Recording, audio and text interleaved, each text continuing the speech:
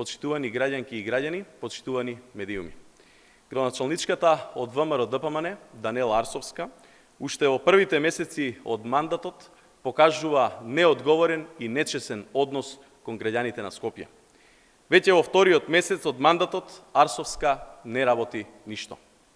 Бега од новинари, поништи оглас за вработување на 20 пожарникари и останува запаметена по сообраќајниот хаос низ градот, што граѓаните го гледаат секое утро и секое попладне. Скандалозен е и последниот потек на Арсовска да го прекине проектот Бас Rapid Transit, кој е спроведен со поддршка од Европската банка за обнова и развој. 3 години се работеше на овој револуционерен проект, кој има за цел да внесе нов систем на ефикасен и еколошки јавен превоз во главниот град.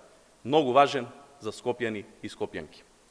Со средства од Европската банка за обнова и развој и со средства од градскиот буџет направени се истражувања и изработена е студија на која учествуваа сообраќајни експерти од земјата и странство, како и проект за првата траса. Беше подпишан и договор со Европската банка за обнова и развој за наменски кредит од 70 милиони евра за изградба на двете траси на БРТ системот. Сега, заради лични хирови, Арсовска го укинува овој проект, кој што веќе е во процес на реализација и од висок интерес на скопјани.